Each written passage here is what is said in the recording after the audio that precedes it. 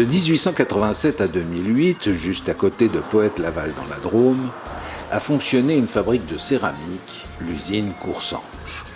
Elle était réputée à la fois pour ses créations artistiques et pour ses performances économiques. C'était un gros employeur et on était fiers d'y travailler.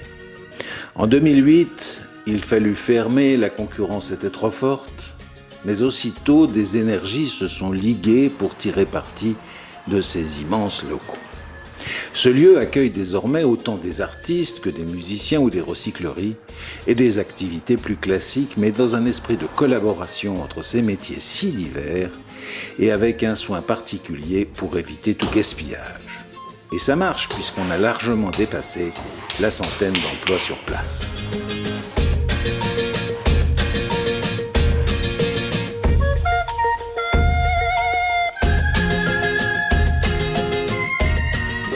Gamin, j'ai fait mon apprentissage dans la Drôme, donc à Dieulefit, et quand j'étais gamin, je passais devant cette usine qui fonctionnait.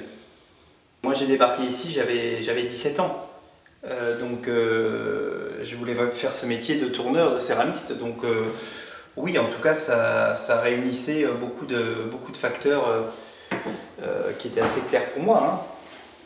La rencontre avec ce métier, ça a changé ma vie, c'est assez clair. Donc de ce côté-là, si Coursange a contribué, c'est un des facteurs, comme mon apprentissage, comme le fait d'avoir passé 3 ans ici. Oui, alors aujourd'hui, nous sommes 4 associés, 25% chacun, dans une SCI. Alors la SCI qui s'appelle SCI de l'usine, avec le chiffre 2, c'est la deuxième SCI, parce que la première s'appelait SCI l'usine. Quand on a repris le projet, l'idée c'était de faire une continuité. Donc l'idée c'était vraiment de réunir des artisans, des artistes. Et vraiment l'idée c'était de faire un lieu vraiment participatif où les gens aient envie de venir boire un café, discuter avec les artisans, commander des bijoux. Voilà.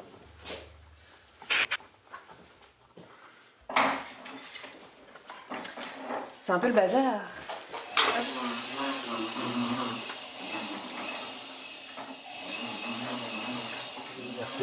Ça va devenir un pendentif, un collier. Je peux vous montrer comme là. Hop. Hop là. Comme ça. Avec les empreintes digitales. Avec les empreintes digitales qu'on m'envoie.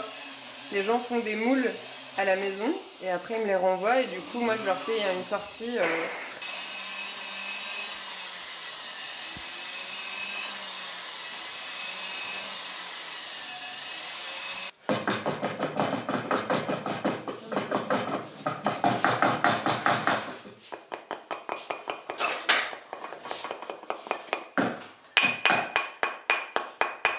Aujourd'hui, ce site industriel emploie à peu près, le même nombre, voire un peu plus de personnes que ce qu'il y avait à l'époque de Coursange. Donc ce lieu revit d'une manière différente, mais avec, toujours pareil, avec la même quantité de personnes.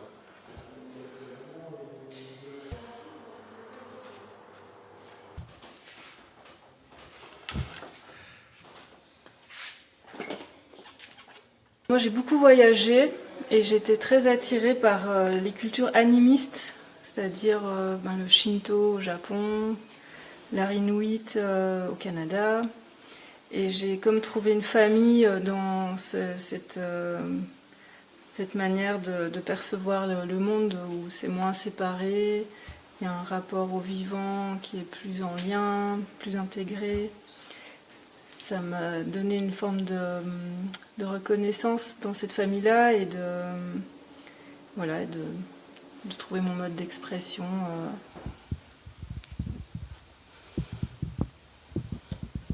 Comme le lieu est identifié pour un regroupement d'artistes et d'artisans, oui, ça aide parce que ça amène un public qui est intéressé par ça. Et puis le lieu est beau, il y a une super belle lumière, avec les expos temporaires ça brasse encore, c'est encore une autre proposition que nous qui sommes à l'année. Et puis le fait d'être autant de personnes sur le lieu, ça permet de s'entraider, de pouvoir demander des fois des services.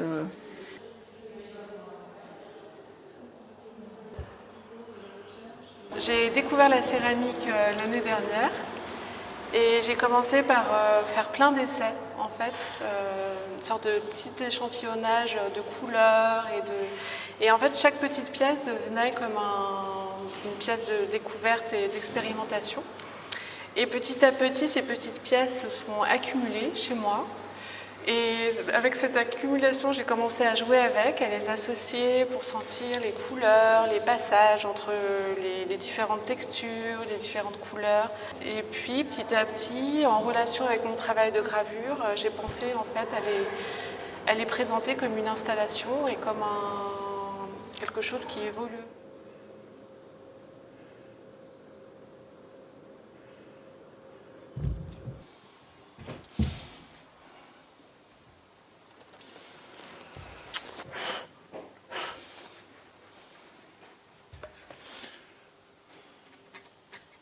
Je suis en train de reproduire un blason de famille pour un client suisse qui m'a commandé un blason, vous voyez, donc avec sa famille et puis les armoiries de sa famille. Alors là, c'est en peinture sur verre. Là, c'est le cas où vous avez des modèles, j'imagine. Oui, que tout à fait. Voilà, donc j'ai reçu ça, ce petit dessin imprimé. Et je le reproduis en grisaille. Donc la grisaille, c'est de la peinture vitrifiable qui se cuit au four. Ouais, c'est juste un petit médaillon. Vous voyez, ce sera un petit blason, comme ça je vais sertir. Et puis qui se mettra en fenêtre comme ça. C'est un petit projet de famille. Et puis il risque de le faire pour ses enfants aussi. Ce qui est bien ici, c'est que c'est assez grand pour recueillir beaucoup de gens, mais dans lequel on puisse avoir notre propre cocon d'atelier, donc chacun son petit espace, tout avoir ce côté collectif qui est permis par la taille de la structure. Voilà, donc on a le côté son intériorité et dans un collectif. Donc pour moi c'est la perfection, quoi. En termes de cadre de travail, c'est idéal. Oui, c'est ça, c'est le bon numéro. C'est des dons de particuliers qui nous ramènent. Donc après, une fois qu'on les a, on trie ce qui est valable et ce qu'on peut remettre en rayon. Vous récupérez des choses qui auraient pu aller en déchetterie. Voilà, mais c'est des gens qui nous donnent parce que ça peut avoir une deuxième vie. Vous êtes là depuis combien de temps? Moi, ça fait 6 ans. Le triporteur existe, nous sommes dans la 12e année.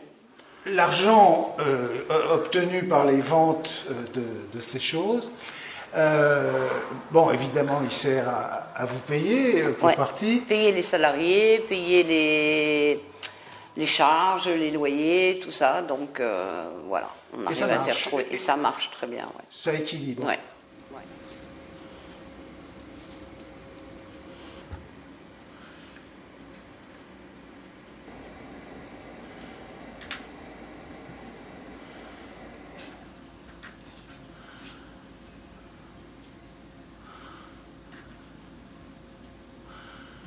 Tribal, c'est une association loi 1901, gérée par des bénévoles, et qui donc s'est créée en 2011. Donc le but, il y a 2 buts, c'est le recyclage du vêtement, lui donner une deuxième vie, et le deuxième, c'est créer des emplois. Et donc là, on arrive à nos 2 buts, ce qui est absolument merveilleux. Voilà, donc le principe, tout nous est donné. Donc on fait un premier tri avec les clients, par ceux qui veulent bien donner. Et après, c'est retrié pour être mis sur cintre. On prend tout le temps. Hiver, été, et on a un lieu de stockage assez important. Voilà, et tout le monde joue bien le jeu, c'est ça qui est bien. On a vraiment des belles choses, et voilà, c'est un vrai plaisir. Et le deuxième but, donc, c'est de créer des emplois. On a commencé petit, actuellement nous avons 4 salariés, ce qui représente à peu près 3 équivalents temps plein.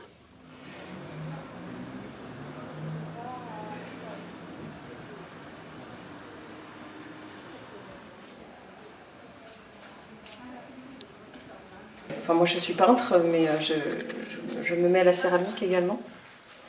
Mais je fabrique aussi des pièces de luminaires que je peux vous montrer, par exemple, des pièces plus techniques. Voilà, en céramique, les choses qu'on fait, donc avec des perçages, ça fait partie aussi d'une lampe dans laquelle on va mettre un montant et puis l'éclairage, le transfo se met à l'intérieur. Voilà. On fait aussi du bois, du métal, toutes sortes de matériaux dans cet atelier, même de la couture, parce qu'on a aussi des lampes avec du tissu. Et ce qui est intéressant, c'est que au sein de l'usine, on va avoir la recyclerie à côté, dans laquelle on récupère pas mal de choses, dont des câbles par exemple. Voilà, donc je fabrique des... Excusez-moi. Des poches en tissu, voilà, qu'on va lester avec des noyaux de cerise pour faire un pied de lampe. On a décidé d'arrêter le plastique et on a fallu trouver des matériaux de remplacement et on veut être dans...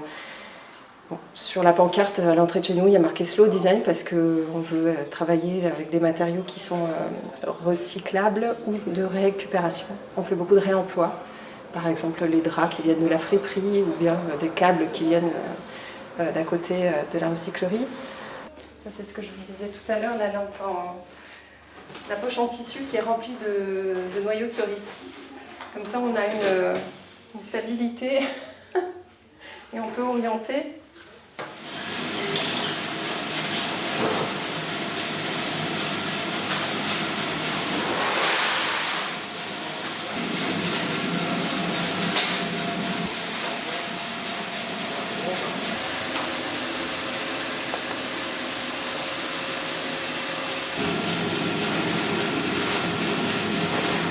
Je suis en France depuis 15 ans, mais je tenais justement en Australie.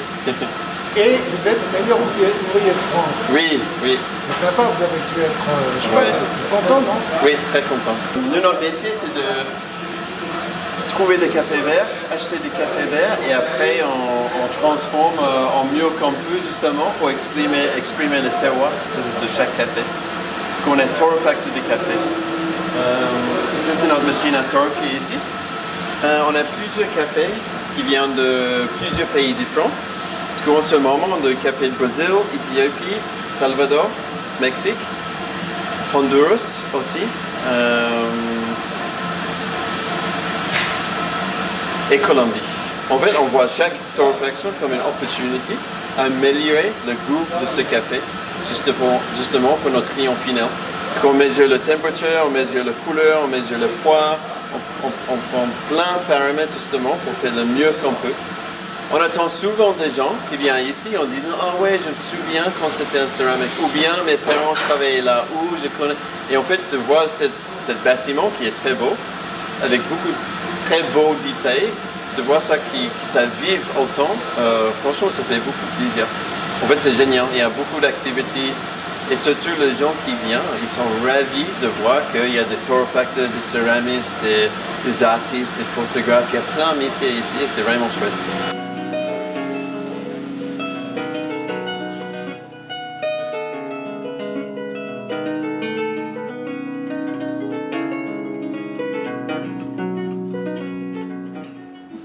Je suis physicien acousticien et musicien avec un parcours assez long dans la kora, l'instrument traditionnel à cordes d'Afrique de l'Ouest, qui est un instrument de cette famille-là, mais traditionnellement avec une grosse demi-calebasse avec une peau de vache. Et du coup, surtout pour l'idée de pouvoir voyager, de pouvoir facilement même se déplacer avec une kora quand on est musicien et qu'on va aux jam sessions par exemple ou quelque chose, je rêvais vraiment de pouvoir faire une kora ultra légère. Et j'ai passé 2-3 mois à une époque à vouloir dessiner la kora la plus légère du monde, ce qui a donné lieu déjà à ce genre de modèle, donc une kora électroacoustique sans calebasse. Ici, là, on est sur un modèle déjà bien évolué avec 22 cordes et un système de micro particulier qui a en fait un capteur par corde. Et donc je fabrique d'une part des koras électroacoustiques ultra légères et des systèmes de micro qui intéressent beaucoup les joueurs de kora contemporains. qui tournent autour du monde et qui jouent devant 5000 personnes et qui sont Kessi Soko, Toumani Diabaté, d'autres. J'ai fait en fait par exemple une des choras sur la tournée de Mathieu Chédid, M, la Momali. Et du coup c'était une chora de ce genre-là. Je fais plusieurs modèles d'ampli, plus ou moins spécialisés dans la déambulation. J'ai un ampli en modèle sac à dos, voilà, d'autres amplis compacts et d'autres choses un peu particulières. Et là, qu'est-ce qu'on a ?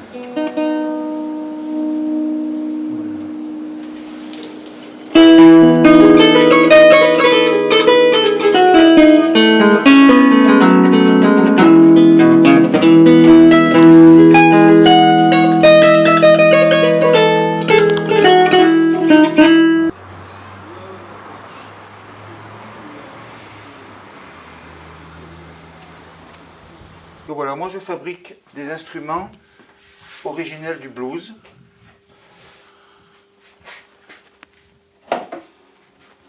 Avec des boîtes à cigares ou des bidons d'huile.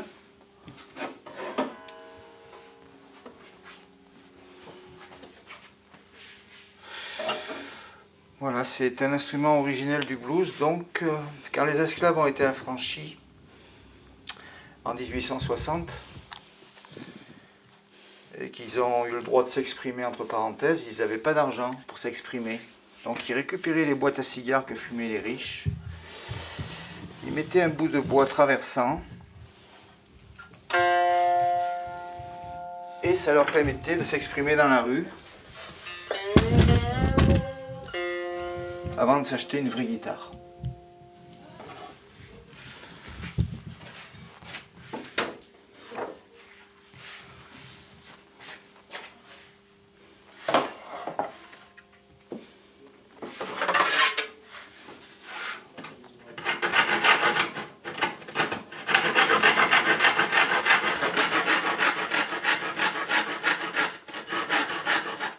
La qualité sonore est très bonne, ça sonne très bien ces petites boîtes là.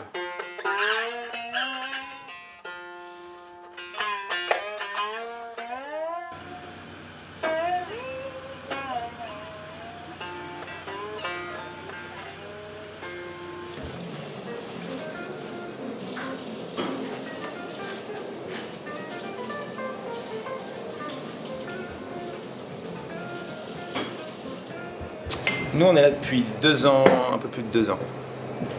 Et c'était cet ancien magasin de céramique, on l'a transformé. Et il manquait dans ce lieu un lieu de partage et de rencontre. Et l'épicerie, notamment le vrac, en faisait partie. L'idée étant de générer le moins d'emballage possible. Et c'est bio, c'est gourmet et c'est sans emballage non recyclable. On fait les sirops en vrac, le café en vrac, les multiples silos que l'on peut voir là-bas sont des produits qui sont sourcés. Tout a été fabriqué maison, absolument les meubles, tout ce magasin a été fabriqué maison. Et on choisit des produits et on ne prend que la quantité dont on a besoin, sans emballage. Idem pour la farine, idem pour les mueslis, le petit déjeuner, les fruits secs, les pâtes, les dentifrices, les huiles. L'idée c'est on ne prend que ce dont on a besoin avec la quantité nécessaire et on ne paie que le produit sans emballage. Et les poubelles, notamment dans la région de la Drôme qui est un département qui est pilote pour le recyclage, on paie la quantité de matériaux plastiques que l'on met en déchetterie. Or là, vous n'en générez pas. Et c'est le point crucial qu'on voulait dans cette usine, c'est d'avoir un lieu de rencontre et de partage, le bar joyeux, où on peut manger en extérieur, boire un petit verre et en même temps faire ses achats. Une épicerie un peu jazzy, un petit peu dégingandée, mais hyper sérieuse dans le choix de ses produits.